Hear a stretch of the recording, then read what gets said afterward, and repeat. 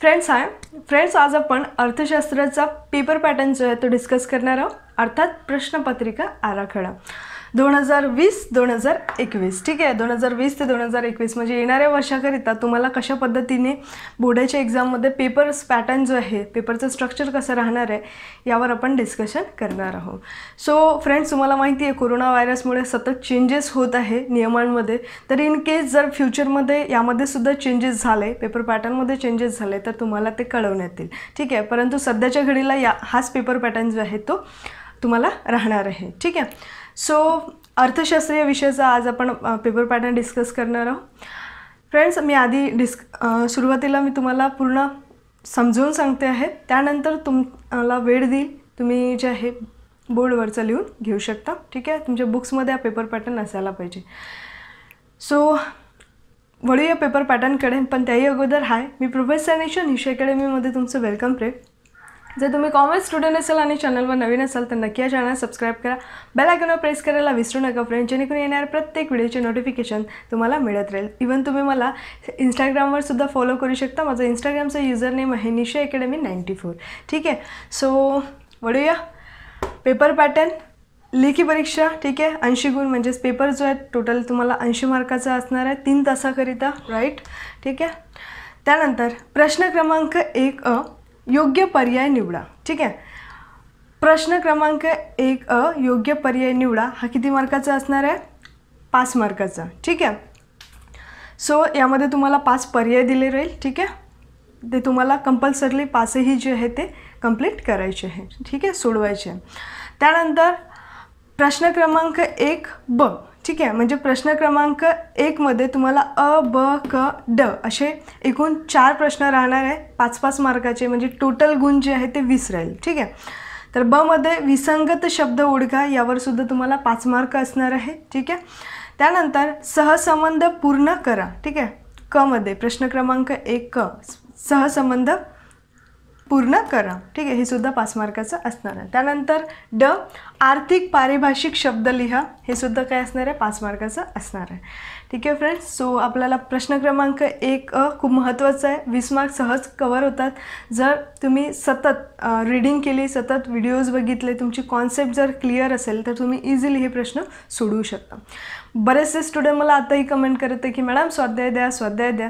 Friends, स्वाध्याय जो असतो ॲक्च्युली तो तुमच्याकरिता असतो, तुम्हाला किती समजलं हे तुम्हाला कळावं म्हणून तुम्हाला स्वाध्याय स्वतःहून सोडवायचा असतो. ठीक आहे, तुम्ही बुक्स रीड करा, व्हिडिओज बघा. ठीक आहे, ऑफ तुम्हाला स्वाध्याय जे आहे म्हणजेच रिकाम्या जागा, जोड्या लावा, फरक स्पष्ट करा, हे सर्व जेही ऑब्जेक्टिव्ह क्वेश्चन आहे ते तुम्हाला सहज सोडवता येईल. ठीक आहे, एका वाक्यात उत्तरे लिहा. तर तुम्ही प्रयत्न करा. ठीक आहे, दीर्घ उत्तरे तर तिथेच कवर होतात, जो टॉपिक मी शिकवते त्यामध्येच दीर्घ उत्तरी प्रश्न जे आहेत त्यामध्ये कवर होतात. आणि आपण शेवटी दिवाळी झाल्यानंतर लगेच आपण या सर्व जे ऑब्जेक्टिव्ह आहे, त्याच्यानंतर दीर्घ उत्तरी, सहकारण यावर आपण पूर्ण डिस्कशन करणार आहोत, सेपरेट व्हिडिओज त्यावर घेणार आहोत. त्यामुळे तेवढं लोड घ्यायची गरज नाही स्वाध्यायचं. ते स्वाध्याय जो आहे तुम्ही तुमच्या बेसिसवर आत्ता करा, सो दॅट तुम्हाला कळेल की आपल्याला किती समजलं पाठामधलं, किती नाही. त्यानंतर सपोज तुम्हाला काही अडचणी जात असेल तर तुम्ही तर रीड करा. ठीक आहे, हाच वे आहे खरं तर स्वाध्याय जे आहेत सोडवण्याचं, राईट. त्यातून तुम्हाला कळते की तुम्हाला किती समजलं. त्यामुळे प्लीज तुम्ही स्वतःहून सोडवा. पुढे मी तुम्हाला नक्की हेल्प करणार आहे. रिकाम्या जागा, जोड्या लावा, हे सर्व आपण डिस्कशन शेवटी करणारच. ठीक आहे, त्यामुळे प्लीज स्वाध्याय जो तुमच्या बेसिसवर सोडवण्याचा प्रयत्न करा. वळूया प्रश्न क्रमांक 2. ठीक आहे, प्रश्न क्रमांक 2 खालील उदाहरणाच्या आधारे संकल्पना ओळखून संकल्पना स्पष्ट करा. ठीक आहे, यामध्ये बघा प्रश्न क्रमांक 2, 1 मिनिट मी या साईडने होऊन जाते. ठीक आहे, सो प्रश्न क्रमांक 2मध्ये बघा, प्रश्न क्रमांक 2मध्ये अ आणि ब असे 2 प्रश्न असणार आहे 6 मार्काचे. म्हणजे प्रश्न क्रमांक 2 हा टोटल किती मार्काचा असणार आहे? 12 मार्कचा. ठीक आहे, सो पहिला जो असणार आहे प्रश्न क्रमांक 2 त्यामध्ये तुम्हाला 5 पर्याय दिले जाईल. ठीक आहे, त्यामधून फक्त तुम्हाला 3 सोडवायचे. ठीक आहे, 5 पर्याय दिले जाईल, त्यामधून किती सोडवायचे? 3 सोडवायचे. ठीक आहे, त्यानंतर बघा फरक स्पष्ट करा, यामध्ये सुद्धा तुम्हाला 5 पर्याय दिले जाईल, त्यामधले फक्त किती सोडवायचे? 3 सोडवायचे. सो फ्रेंड, अशा पद्धतीने तुमचा प्रश्न क्रमांक 2 असणार आहे. 6 टोटल मार्क्स असणार आहे तुम्हाला आणि प्रश्न क्रमांक 2 हा किती मार्काचा असणार आहे? 12 मार्क्सचा असणार आहे. ठीक आहे. सो पूर्ण बोर्डवरचं लिहून घ्या, मी तुम्हाला वेळ देते आता. ठीक आहे. त्यानंतर पुढचे प्रश्न बघूया.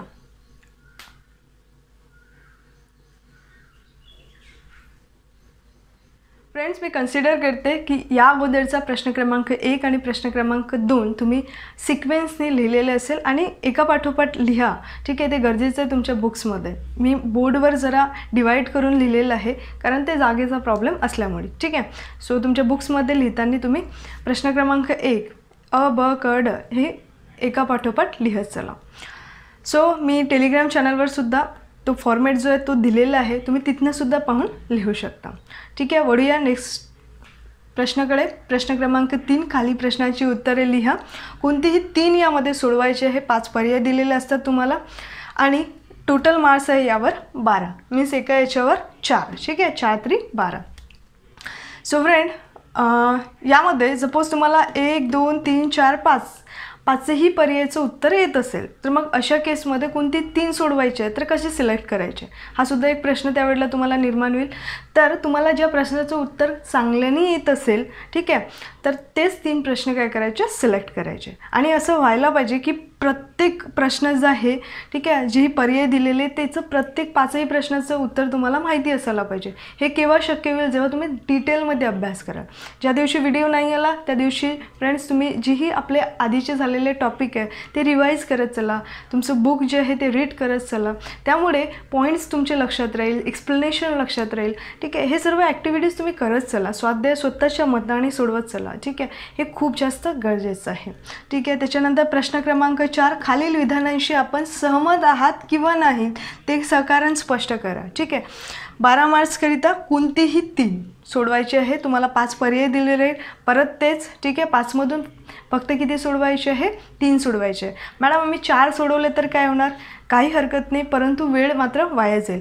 मग तुम्हाला सोडवायचेच आहे तर पेपर्स तुमचं संपवू द्या. ठीक आहे. पूर्ण पेपर चेक करून घ्या आधी, व्यवस्थित लिहिलं आहे किंवा नाही.